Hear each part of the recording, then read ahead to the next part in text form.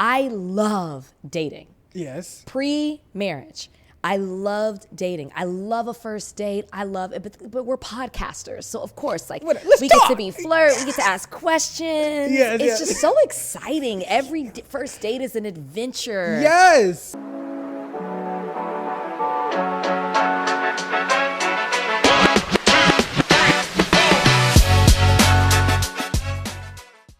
Oh, how I have missed you. Life has been lifing, as the people like to say, and we have so much to catch up on. And I'm ready to get into it. Welcome to season 4. This is the Arch Effect. Now, this season is about uncovering answers and finding growth through the rich experiences of my guests. Today's guest is a former Bachelorette and the trailblazer as the first Black lead on the show, an accomplished attorney, media personality, advocate, author, and an all-around girl. You'll love her just as much as I do. Rachel Lindsay is in the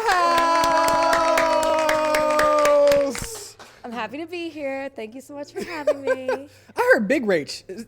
Big Rach is what they call me. I love that for you. I may or may not have given it to myself, but it's sticking now, so we're running with it. I'm obsessed.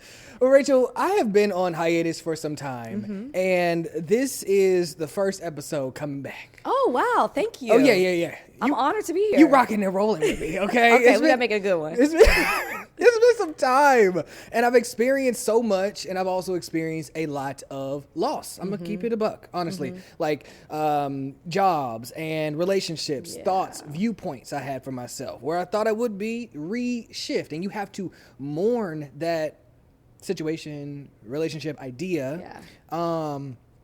And there are such raw and real emotions outside of death that I think are so important to like hold space for. To go through those 7 stages of grieving that, to move forward. There's shock, denial, anger, bargaining, depression, testing, and acceptance. And while I've been healing, I wanted to come together and make this a very intentional season. So thank you for being here. Oh, thanks for having me. But before we do any of that, on a scale of 1 to 10, how happy are you today?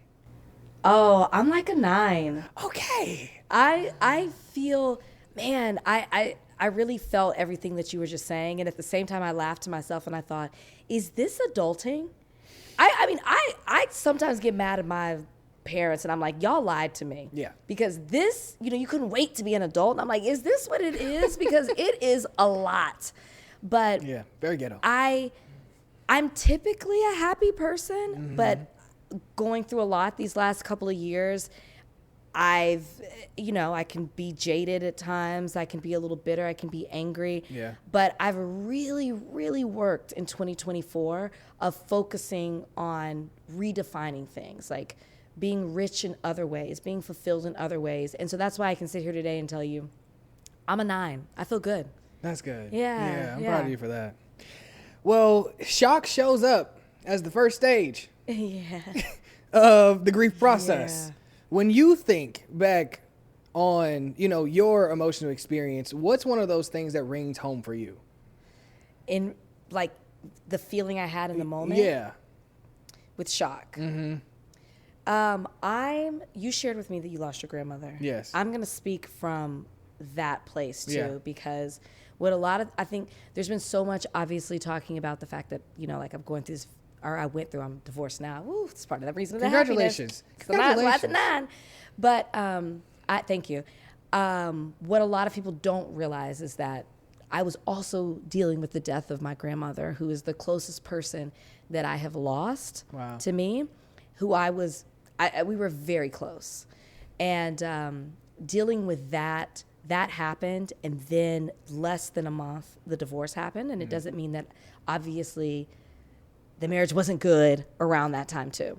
So I do this all the time. Your question was, what about shock? So sorry, Like y'all. when you think back on that emotional shock, what stands out for you most?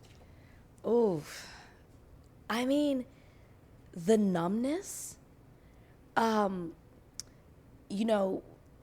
I'll just like talking in general and stuff, but just like when something that happens in your life that's so big like that, what I've heard of the 7 stages of grief. Yeah. I've never really thought about experiencing each one or what each one meant. Yeah. So shock is first. What they don't really talk about, or maybe they do because I haven't researched it, is the numbness that comes with it. It's not shock like you're surprised. It's like your body, you're physically shocked. Like you can't function, you can't move. Yes. It's not denial, which maybe I think I thought came from shock. It really is like, I don't know what to do with myself. And I'm such a control freak. And it's like, I think about how my day is going to go, or how I know what the next step is, or at least I try to. You are so numb that you don't know to call someone. You don't know to cry. Yeah. You don't know, like you look up and hours have gone by and you're like, I haven't bathed. I haven't brushed my teeth. Like that's the shock that I felt. And I think I was so taken aback by that. That's the first thing I remember feeling, like when I could go back and reflect on it. It's like I was numb and I was at a standstill. Yeah, it's that outer body. You're like, what is happening? Who am I? Why is this? Yeah. So how did that moment, though, initially impact your moving forward? Yeah. Like, where do you go from there? I think this is where community comes in place. Yeah. I don't know about you, but I'm a very much so independent person where I feel like I can figure it out. I can do it by myself. I don't want to ask for your help. Yeah, like I don't want to be a burden. Like if I can't figure it out, then what's the point? Like I want to do this for myself. Yep. And when you are in that state, you can't. And you have to lean on somebody else to help you. You have to call on someone. And that's where you really find out who is there for you and who your community is. And you really tap into that. So the first step for me was tapping into my base, family, friends, even talking to someone who was going through the grief. Like with my grandmother, I remember calling my cousins because it's like, I have no words. I can just cry. And I knew they were feeling it in the same way. Yeah. I know for me, I oftentimes, it's not healthy, but I will disassociate, you know what I'm saying, from these situations. I'm experiencing this, but it's fine. It doesn't matter. Like, you know, and not addressing it head on when it's so shocking. You know what I'm saying? And Do you I do think therapy? Yes. Okay. My podcast was actually started because I went to therapy. Okay. Oh, yes. love that. Yes. Shout out to 2018. But do you share in this, or you trailblazing that address that straight on? So the reason I ask you if you did therapy is because prior to ever going to therapy, I'm like, I can figure this out on myself. Or, like culturally, it's like pray, go to church, figure it out. Okay. But when I did go to therapy, one of the things my therapist said to me in the first session is like, you brush so many things under the rug that it starts to seep out. Yep. So through therapy, years of it off and on, I have learned to feel whatever it is I'm feeling. But what they don't prepare you for shock is you aren't feeling anything. You're not feeling it, babes. There's nothing there. So you're like, what do I do? Where do I go? And like I think your question was like, you asked me, what do I do? Mm-hmm.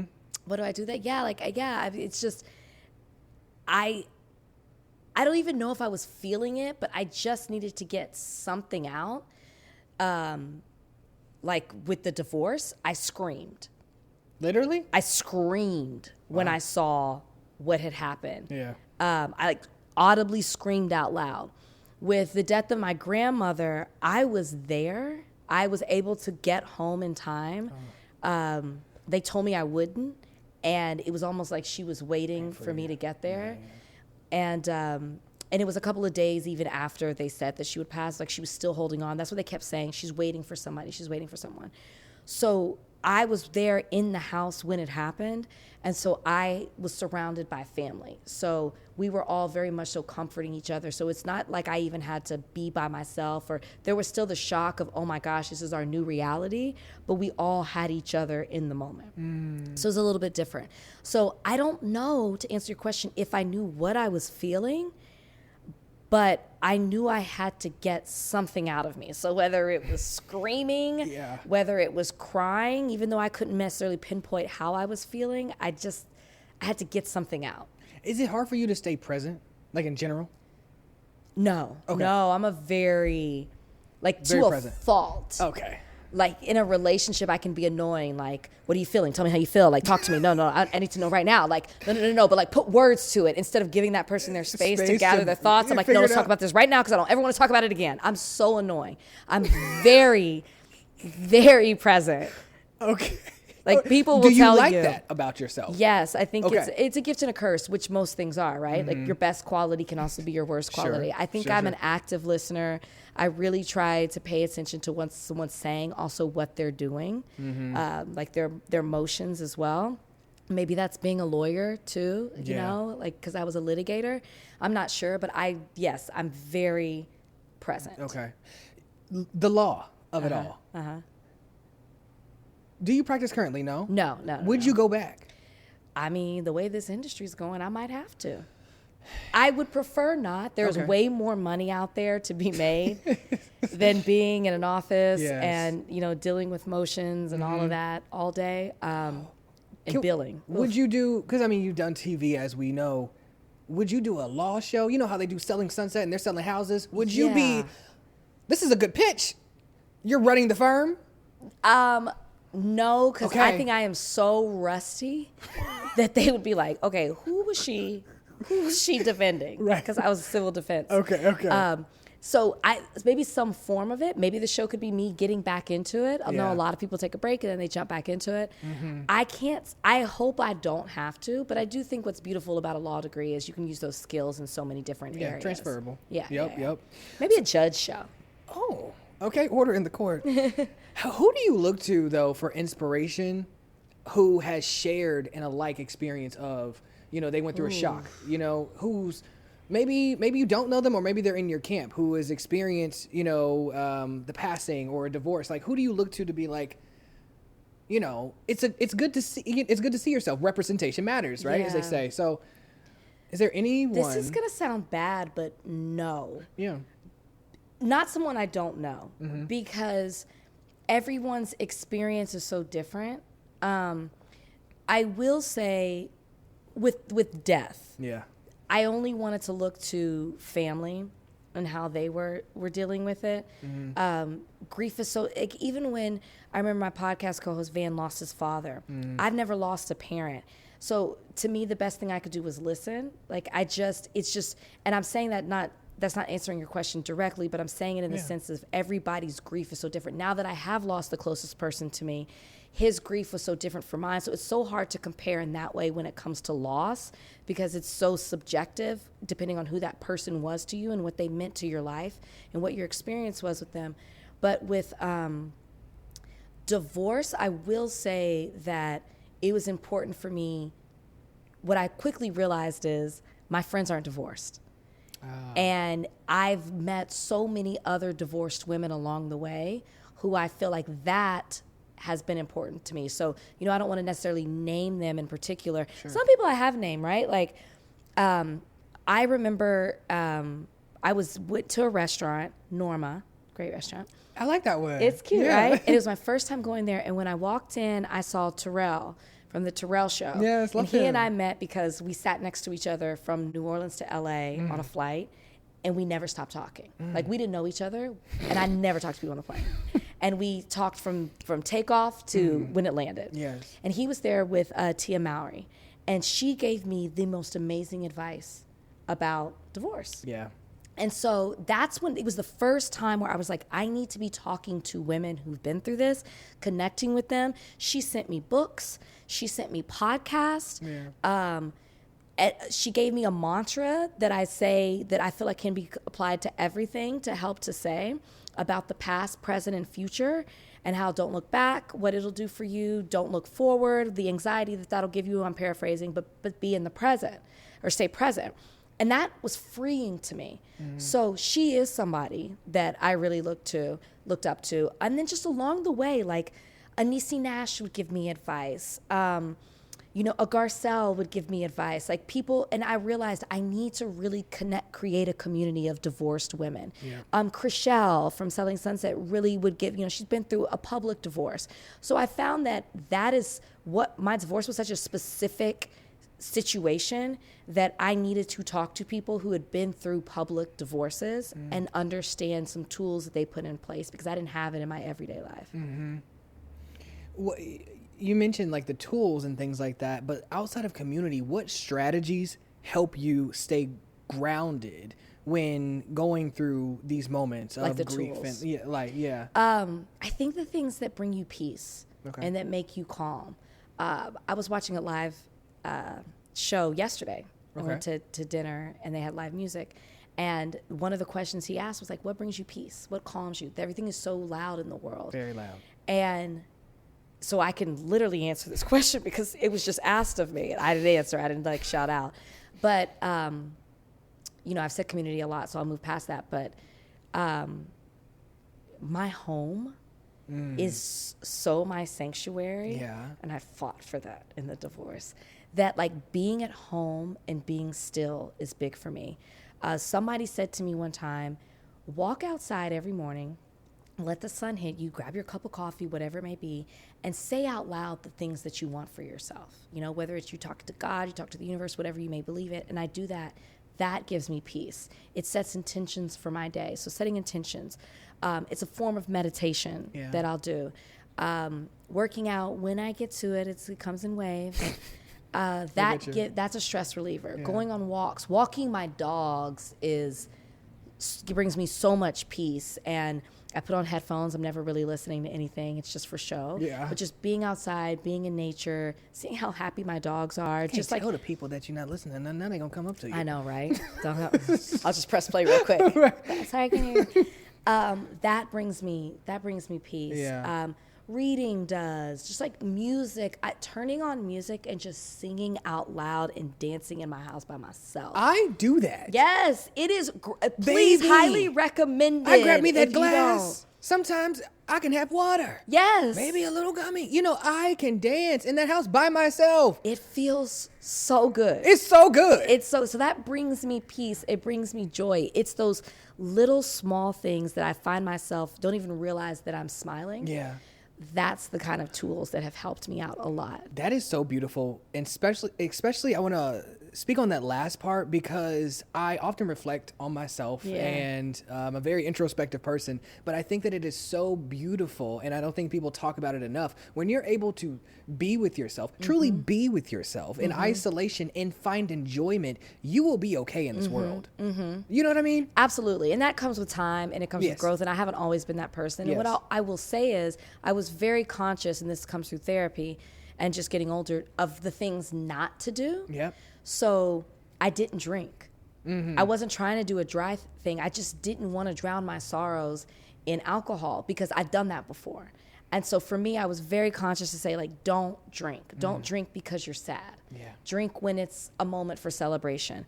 I was quick to not say, well, I'm just going to go out and party it away because I know when I wake up the next morning, I'm going to feel miserable and I'm alone. Yeah. And the feeling is still going to be there. I was very quick to not jump into a relationship because it's like, what am I really doing? I didn't want to mask. So this kind of goes back to one of your original questions of like, how do you feel? Part of the way I felt, or like, what do you do to feel it, was to not distract myself with things that that I knew would not really allow me to heal. You spoke on your house earlier. What's your favorite room in that house? Ooh, that's a good question.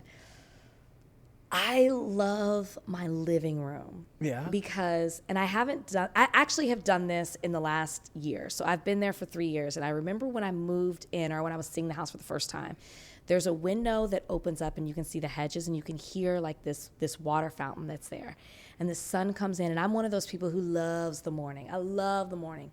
And I remember I told the owner, I was like, I'm going to sit in a chair right here and I'm going to open the window and I'm going to listen to the water. I'm going to drink a cup of coffee and I'm just going to take it all in. I never did that till I started going through something. So my living room is really just like a safe place for me where there's a lot of beautiful natural light. The material side, I love the furniture in it, the little setup. I think it's very calming. I think the colors are calming.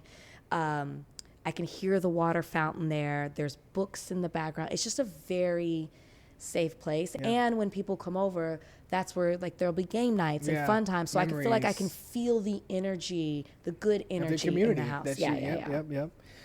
What do you pray for the most? honestly, in the last 2 years, peace. Yeah.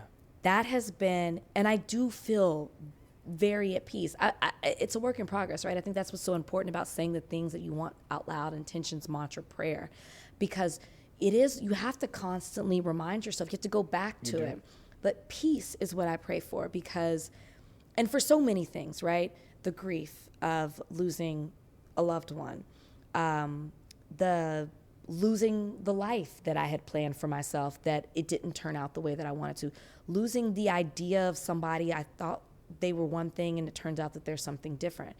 The job situation, you know, there were so many things that I thought would be happening by 2025, but the industry's changing. So I am a person who, I've said before on this podcast, tries to control everything, and I worry a lot, and I can get fixated on that. And I've really been working on this past year in particular of letting go and just allow, and being at peace with that. Just it'll work itself out. You can't control everything. So I've that's never been the prayer before this last year, I would say, but it's peace. That's good. Hey friend, I hope you're enjoying this episode, but I want you to discover a workplace where connection and creativity thrive. Soho Works is a global community for entrepreneurs, creators, and innovators who value collaboration as much as productivity. With beautifully designed spaces, intentional amenities, and access to an inspiring network of like-minded individuals. Soho Works is your home for ideas and growth, created for Soho House members and those who share our vision. This is where work meets community. Join us and elevate the way you work. Learn more at sohohouse.com. This might be a little controversial, Ooh, but when I love think that. I do, I really do. I'm so confrontational. So I love controversy. when I'm, you know what? And listen, when I'm going through something, Let's take a little sometimes I think I can find a little healing with just like a silly little date. sip. Date? Yeah. Date gives you healing? When I'm healing, I can find refreshment through going on a silly little date. Because it's able to take me out of the headspace that I'm in Okay. and the anxiety. You meet up with somebody, you have a laugh, you have a cocktail, and you go about your business. Because I do this with my friends. I do. I have great friends. Shout out to y'all. But sometimes you want that little flirting chemistry. Maybe I'm problematic. Well, maybe. When's your birthday? April 5th, I'm an Aries. Oh, you're an Aries. Yeah. Do you know your moon and rising? Yes. What is it? I'm an Aquarius moon, Virgo rising. That is very interesting. I'm scared of men, Aquariuses, So am I. Aquarius men. And your moon is in that. It's very interesting. But that might work for you. It's air. Okay, so I am a double Taurus, sun and moon Taurus, Okay. Scorpio rising. And I had an astrology reading, and she said, honey, you are more Scorpio than anything, which Yeah? spoke to me, I know I am. It spoke to me in a way. Okay, They say I'm more Virgo, but that's a great, Earth sign, Taurus, Virgo. Beyonce, Yeah. my And I mom. think you're the no, Capricorn might be the cardinal. Anyways, so. okay. Okay. But Beyonce. Okay, so I love dating. yes. Pre-marriage, I loved dating. I love a first date. I love it, but we're podcasters, so of course, like Let's we get to talk. be flirt, we get to ask questions. Yes, it's yes. just so exciting. Every first date is an adventure. Yes. I went on this date with a guy, yes, post-divorce, and he said something interesting to me of like he loves going into people's worlds. Like, he loves talking to people because it's a new world. And I was like, I'm stealing that. That's so good. And I feel the exact same way. So to back it up, post-divorce, I mean, now I'm officially divorced, but I was I get you. shocking. I was going on dates after during this time. Okay. Yeah. I didn't really talk about this, but whatever. Here we are. So I remember thinking though right after, I cannot imagine somebody looking at my body, like being intimate with, and I know I'm jumping from a first date, hey, unless that is how you get down on the first How date. you doing? No judgment here. But I just remember thinking, I can't imagine dating someone. I can't imagine being intimate with someone. Yep. I just can't imagine these things happening. until I went on a first date. And then I was like, and we're back. And scene. So it's not that I did it to, like distract myself or get over something. I did it when I was ready. And I really just needed to take that first leap. And now I'm fully back. I'm back to loving dating. Back outside. Back outside. Back outside, man. We're having a good time. Do you do the dating apps? I've never been on a dating app. Never Never been on a dating app. It's not a good experience. I've been fortunate enough to either organically meet people or, a DM or, someone wants to introduce me to someone. Right, it's just right. like, I've been fortunate in that way. Yeah. But I'm not opposed to dating apps. Okay. I just, before, Yeah. I was pretty much taking my whole 30s, and now it's like, we'll see. Yeah. But I'm not against it. What are your thoughts on circling the block? Oh, I'm for it. Yes? In my recovery stage. Okay. So when I was like, I can't imagine dating someone, what I did say is I could go backwards because I've been there before. And I know that game. So wild. I know that game.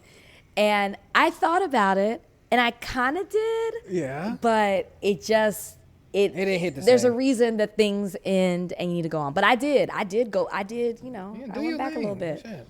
Do you on the social media, when you get on the social media and everything, do you have a close friends?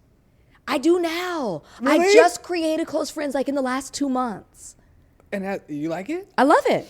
I don't use it that often Yeah. because I haven't been posting a whole lot. Right. But yeah, I still get nervous. There are times I remove people from my close friends I do the same thing. and then I post it and then I'll bring them back. I'll bring you back because I'm like, that wasn't meant for you. It was meant for them. Yeah. Now we can go back to more general close friends. Exactly. Pretty much. Exactly. But I do, now I get it. Now that I do it, I'm like, okay, I get it. I get it. Okay. When it comes to TV, what's the one thing you wish you knew before getting into TV? Because you were successful doing your own thing before even the television. What's the one thing I knew? You wish you knew. Oh, that I wish I knew. Yeah. Before you were in the thick of it. You have great questions, by the way. It's hard to ask somebody something new, like Yeah. when you've been doing this. Yes, I do this too. But great questions. Something I wish I knew. Like the first thought that's coming to my mind is, I wish I knew how hard it was. It's always, I wish I knew how much it changed. I think I thought it's TV, it's very linear. Like once you get in, you're in. Obviously, there's always going to be somebody who's funnier, smarter, prettier than you, maybe more connected. But I just kind of thought once you're in, you're in. And what I wasn't prepared for is that, like even what we're going through right now in the industry and how things are changing, that's happened before. Yes. I didn't know that. Yes. I kind of thought once I'm in, I'm in. And I've built my life at the moment around this career. And I'm not saying I'm done with it by any means, but it changes and you have to change with it. So I kind of wish I may have been a little bit more prepared for that. I definitely come from the school of thought of never be too comfortable where you are. Yes. But I don't think I applied because the industry changes. So I kind of wish I would have been a little bit more, not so green about the industry coming into it. I feel you. Something is coming to me. I was, engaging in content and stuff that you've done. You mentioned the phrase vagina dancing. Oh yeah, Like- that came from The Bachelor. Okay, yes. Are you dating today? You Yes. happy with all that world? Oh yeah. Okay. I am dating. Yes. I'm having a good time, Good for you. and she's dancing. No more, congratulations. No more broken wing syndrome. I hope not. Okay. That's a real thing. I didn't know it until you said it. I didn't either. So my therapist. Yes. My therapist said it to me, and I look back, and I totally do. I hate to say I'm an empath, but I think I have this dream of like, we're going to build something amazing together. And I really was dating for potential. Yeah. I see what you can do. That's great. When I went on The Bachelorette, I thought that I was not dating in that way. Yeah. It became that, but that's not how I came off the show or thought it was, what I thought it was. But yes, I am no done more with that. broken wing. We are so aware of it to the Yes. point I have said it where my friends are like, is that a broken wing? Yeah. And the broken wing is when you scoop down and pick up a broken wing bird Yeah, type like thing. we can be great together. Yes. We can help you. What is it like dating a man who doesn't have as much money as you?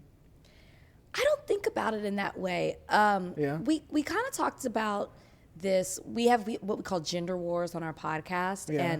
And, Van, my co-host, was saying stuff like how women date for money or like that kind of thing. We were going this back and forth. I'm like, okay, but men also know what they're getting out of it. They Yes. want the trophy wife, trophy girlfriend. I've never been that person. Clearly, I love a broken wing. But I don't think that they have less money. My biggest thing is, are you contributing? Right. I'm looking for a partner. And I realized I didn't have that. Okay. I don't know if I've ever had, I know I haven't. I've never had a true partner in a relationship. And so I'm looking for someone who can contribute, someone that we termed on the podcast as you got me money. Like, if the industry's not as great and I can't provide, I know you got me until we can keep it going. And that doesn't mean you have to make more. It just means that you're a provider, that I feel safe with you emotionally, mentally, financially. I'm not looking for you to take care of me. I'm not looking for you to pick me up. Just like you contribute. It would be nice, though. It would be nice to not work as hard. But I also don't know if I could stop. Yeah. But it would be nice to have the option. Yes. But I am looking for a partnership. So that's why I'm like, I don't know if I want marriage. I just want a partner. I definitely want a partner. I definitely want love. But I don't know if that means that I need. You still want the kids? I do want kids. Okay. Yeah. I do want kids. I just might have to change. That might be different for me, you know? Yeah. That's the reality of the situation, but I do want kids. Yeah. It'll happen for you. Thank you. Speaking of wanting kids, I know you, like me, you're a Bravo girl. That's right. And so I just got, I've been immersed in the Real Housewives world, Yes. Roni, Yes. everybody on there, Uba, Bren, everybody wants babies and things like Yes. that. What is your favorite franchise right now? So many have been failing me a lot, and I watch every single one of them. Yeah. I watch every one. Right now, Salt Lake City. Top tier. I say this to everybody. Oh my gosh. Even that finale, the game that they played about showing the text messages, I don't care if it was produced. It was new. It was brilliant. Yes. It made The View. The View talked about it. Like what they are doing, watch and learn. You see other people try to produce on other franchises, and it's so Yes. obvious it fails. Yes. What these women have created, even when someone new comes into the mix, it still works. Yep. Salt Lake City is doing things we haven't seen before. They are really shaking the tables. Are you excited to see what Atlanta does? No. Me neither. Because I just don't have a lot of faith. I will say, I was at Bravo Fan Fest, and I did a panel with Portia, and she's just so good. I love Portia. She's so good. Yes. I turned to her and I said, mid-panel, I go, I'm so glad you're back. She just knows how to perform and play for the camera. Her. So I'm very excited to see her. I don't know what that looks for the franchise as a whole. We already know so much about the drama with Kenya being removed and what happened that I'm just afraid that the season will be good up until that point, and then the rest of the storyline will be that. Yep. So, Yep. Pretty much. But I hope for the best. And you were a Bren fan. How do you feel today? After the whole situation? I think this is really easy for Bren. You have to put your pride to the side, and you just have to say, because there was a moment in this past episode, this first part of the reunion, where Uba was crying, and Uba goes, I am so sorry, that happened to you. And Bren said, I know. And she was crying. And that was a moment for Bren to say, and I watched it, and I realized, I'm not saying I didn't say it, but the reaction you have now is the reaction you would have had if you had heard it. I know that about you. And to say anything otherwise was me lashing out for the pain that I'm feeling because of what happened to me. Yeah. Everybody would understand that. Yep. I don't think it's that hard, Bren. And if you can't do it, then you are an extremely prideful person. And you prioritize public perception, which is not great right now, over building a relationship with your friends. True. That's the problem. I think it's very easy for Bren. Bren is charismatic. She is charming. She is beautiful. But the problem is you've been able to float through life that way because there's been no camera around. Now the camera's holding you accountable, and it ain't pretty. Yep. That's it right there. Big Rach, it's time for my uncomfortable question of the day. Just one? Just Okay. one. All right. It's very random. But Can you make me uncomfortable is the thing. Because I live for this kind of stuff. Actually, this is not that uncomfortable. Damn it. This is just I can find one in my brain, actually. But I thought about Go this for and it. I said, I'm walking down the street. Why do women not have bald spots? What do you mean? That's LA. In Texas, I know them. That's all I'm gonna say. That is an LA thing because in LA people know how to compensate. Whether it's a wig, hello. I don't have a bald spot, but I do love a wig. Okay, come on. Whether it's a wig, whether it's weave, whether it's the color spray, Yeah. whether it's a comb over, women are aware of it. They clocked it. They know what to do. Yeah. Outside of here, I see women with bald spots all the time. All the time. Got it. Thanks so much. LA it's La La Land. It's Yes, a different world out here. yes. Whether you're in the industry or you're not, you have such close proximity to things that other people don't in a way. Or we talk about things in a way that it's like Botox is common, filler's common. It's like getting a facial. You think I need Facials something? aren't even common. No, you're perfect. Oh, thank you so much. Facials aren't even common out really like that outside. Like people aren't running to go get a facial all the time. Like it's just so much a part of the culture here. So yeah, you're not gonna see a bald spot. Okay. And if you are, somebody's gonna tap you on the shoulder and say like, "Let me help you out. I got a good wig." lady." Yeah, all right.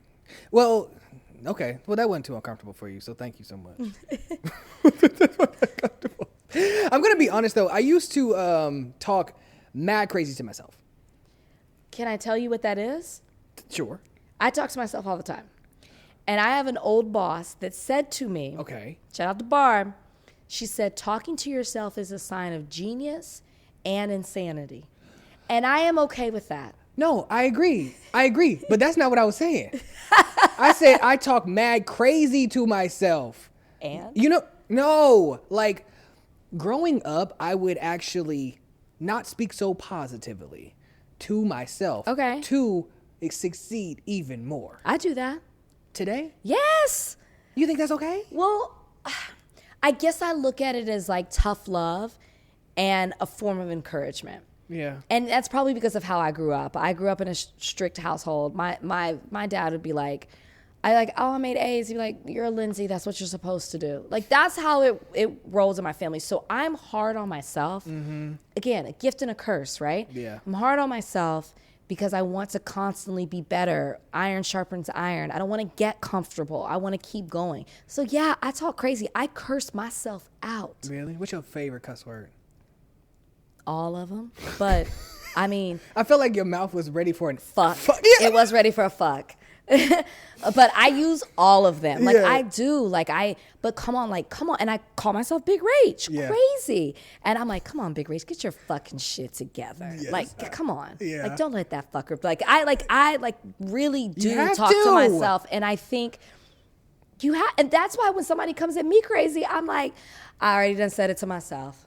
We've already been here. Me, myself, and I had a conversation before we even got to you. You can't say anything worse. I mean, I don't beat myself up like, you're terrible, you're ugly, I don't do that. It's a form of it's tough love. It's Yeah. tough love. Yeah. Is that what you give to yourself? It was a little worse. Oh. It was what you said don't do. But Okay, now it's what don't you do be that, 'cause doing today. You was kind. You You was was smart. smart. You is important. Thank you. Thank you so You much. are. Thank you so much. I wouldn't be here if you weren't. My God. Okay, clock that. Would you say, though, these experiences that have shaped you and that ring home for you when we think about shock have changed how you approach challenges today? For sure. Okay. I think when you go through something challenging, and that's different for everyone, right? Like, there are levels to it. Yeah. I have been through challenging things before I went through divorce and losing the closest person to me. Yeah. But when you go through it and you survive it, and then you look back and you reflect on it, yeah, it changes you because you're like, I did that. When you have the shock, if there is a feeling, it is, I don't know how I'm gonna get through this. That's the feeling. If I had to name something, that's what it was for me. I was numb, but I thought, I don't know how I'm gonna move past this, how I'm gonna get over it. Yeah. And then time goes on. It sounds corny, but it is true. Another day passes and you survive it. And that was part of the mantra that Tia gave me. Stay in the present, because every single day you get stronger and every single day you survive it. So when you look back, it's like, I did that. And something else is going to come my way. And it's going to be harder than what I experienced before. But I'm going to get through it. I'm going to survive it. And I'm going to survive it because of the tools that I put in place. I'm going to survive it because of the community. Something I say right now is, like, my divorce is very public. This isn't a secret. And there's a lot of money that I had to give, like shit that I can't even afford. And I'm like, once I got past the ego of like, just give him what he wants so you can be done, I said to myself, you know what? 2 years ago, I was not rich, but like financially good. Yeah. You know, I could do what I wanted. Yeah.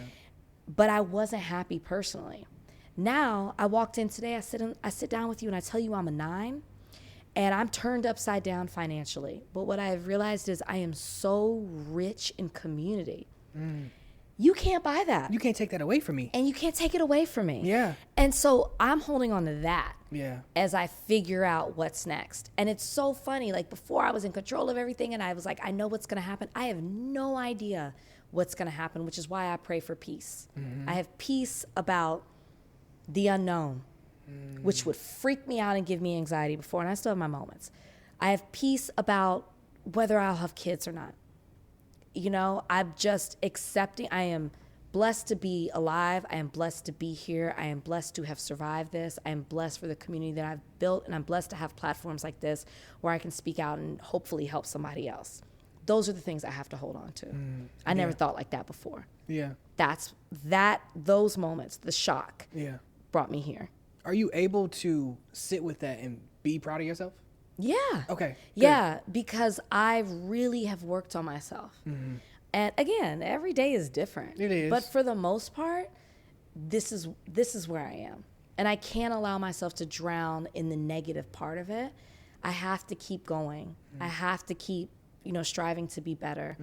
I say this sometimes, but like, all the stuff that have gone through publicly is for a reason.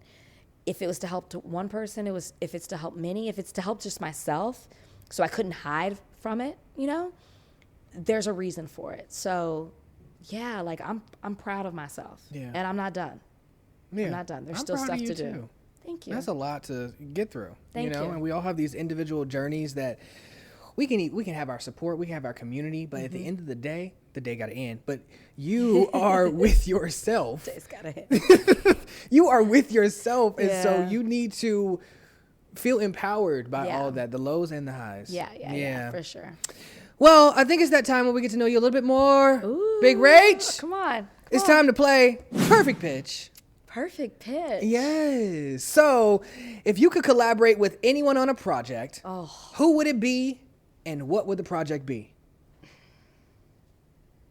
This is such a tough question. Okay. There's so many people I would love to collaborate with, because I feel like part of restructuring myself in this new industry is that you have to come up with ideas and to create. Okay. Yeah. You can't just wait for the next job to come. You have to create, like what you've created, this beautiful space here. It is, but it's worth it. Like, this is a beautiful space. And it makes me feel so comfortable. I feel like I could tell you anything. It feels like therapy. Thank you. I'm going to say Issa Rae. Love her. Because I don't know if I'm an awkward black girl, but I'm right there. I'm awkward black boy. I'm probably right there. And I think that everything she does is so refreshing. It's so funny in such an effortless way. Yes. And people just love her, and I get it. I love everything that she does. So I would love to work with her. I would love that energy. I actually do have an idea, but I'm not going to say it. You're not going to say it? Okay. I can't say it. Okay, well, I don't have it like registered. Okay. I don't have it. All right. Well, give me something. But it's something in the scripted world. Like, I have an idea for script, and I would really love to sit down with her and her team. Yes. And I think that there is a funny way to do it, and I actually can't believe this doesn't exist. Okay. I'm a person who likes to pull on past experiences to when I think about things to create, because I'm most passionate about those things. And I would love to work with her and her production company. I just love what she builds, because it's not just... What I love so much about Issa is the things that she does don't seem fish. They seem selfless. Whether it's building a coffee shop in her community, whether it's putting a character on TV that she didn't see for herself. Right. And so she's creating that representation for so many other people. Whether it's a new restaurant, whether it's, she does the things. I was a part of what she stands for. Issa Rae's first creator incubator in partnership with Walmart. You know what I'm saying? Anyways, so with that knowledge. So I'm jealous. No, but with that knowledge, we ain't even got to the game part yet, for real. So you're going to look here. Oh. You have 30 seconds Oh, God. to give Issa the pitch to do this project together. Okay, Issa, I feel like I already gave it a little bit, but I love everything that you stand for. It's so meaningful, it's so passionate, and it's so about the community. You are a selfless person, but what you do enriches everybody else. I feel like everything that you touch becomes greater. I want to be a part of that. I think that we would work so well together. I think that I just would love to collaborate with you. Even if we don't work well together, I would take your advice, I would use it, I would rebuild, I would restructure, and I would create the thing that would bring me back to you so we could work together again. Yes, 30 seconds. Wow, thank you for indulging me. Y'all need to work. Issa? I know her publicist. She gonna be like, Rachel, Okay. why you just didn't call me? My God, today. And so in closing, I'm so glad that you're here. You mentioned, though, I'm asking every guest this season what mantra or affirmation kept you grounded during tough times. And you mentioned that twice from Tia, right? It so did. It comes from the Young Pueblo book, Lighter. And it was a book that she told me to read, but she said it to me in her own words. And so I feel like it changes for you. But basically the gist was, don't look at the past. Yeah. It'll hold you back. Before I say this, one thing I've come to recognize about myself is I am a more anxious person than I realize. I think for so long, anxiety was a one thing, right? We were like, that's anxiety. Anxiety shows up in so many different ways. And my anxiety is trying to control everything because I'm so worried about what is going to happen next. So this mantra was very freeing for me. And I say that to preface what I'm about to say. She said, don't look at the past. It'll hold you back. Don't look at the future. It will give you anxiety. Stay in the present, and every day you become stronger, and every day you survive it. And I would say that to myself every day because that day I ran into her, I got bad news about the divorce. Something happened that day. And so to run into her and then for her to say that to me, she didn't even know that that's what I needed to hear in the moment. And it freed me up in so many things because I was in a place where I was holding on to the past because I was holding on to a dead relationship. I was holding on to somebody I thought they were something and they weren't. All of that was dead. And then the future was giving me so much anxiety because I had planned a life for myself that no longer existed. So I was worried, well, am I going to still be able to have children? Will I find love again? Will I be able to date? Will people want me? I'm in Hollywood and I'm 39. Like, am I even a catch anymore? Dang, you look younger What than is me. that up to? You know how we are. You know how we are. Yes. But I just was like, what is next? Now I really am. I always prepare life of like, if I have to do this by myself, but like, what is going to happen with this divorce? What kind of money? There was just so much anxiety and I was trying to figure it all out. It literally was driving me crazy. And so when she said that, it was just so simple and freeing. Yeah. And it was like, stay where you are. Just figure out the day and get to the next day. The freedom it gave me was everything. It was so everything I needed in that moment that has been the thing that I go back to when I slip, when I want to go back to the past, when I want to control the future. That's what I go back to. That's what I tell myself. And it's been amazing. What's your assignment here on this earth? So I grew up in a very religious household, religious community. I went to a Christian private school my whole life from 3 to graduation. Okay, I only did like 3 years. So they talk about spiritual gifts. What's your spiritual gift? Yes. Which I feel like goes into what you said. And I never really knew, but I know I connect with people really well. Whether it's because I'm an active listener, whether it's just I love talking to people. I love going into people's worlds. Yeah. I feel like my gift is communication. And I kind of thought my mission was the Bachelorette, to be a representation that you can look a certain way and find love. And that was Black, that was a career woman, I was the oldest Bachelorette at my time, so like you can find love at any age, which was 32, which is crazy. That's insane. But I thought that was it. And now going through this divorce in such a public way, I feel like there's so much more that I have to say. And I haven't even scratched the surface Wake that up. of the stuff that went down. And I want to talk about it, but I don't want to be messy. I don't want to like make the media rounds. I want to figure out how I can use what happened to me to help somebody else. That's always been my thing. And that's been instilled in me from my parents. My parents were very involved and still are in the community. I went through this in this way. I have this platform. I have to use it for a purpose. So for me to go through this, I'm like, oh, I'm not done. My purpose is like, I'm just getting started. There's somebody here that I am meant to help in some way. I just don't quite know what it looks like yet. Yeah. Well, Rachel, thank you for trusting me and thank you for being here. Thank you so much for having me, making me feel so comfortable in this It's been space. a treat. No, Yeah. thank you. Rachel, Lindsay, everybody! We're back, season 4.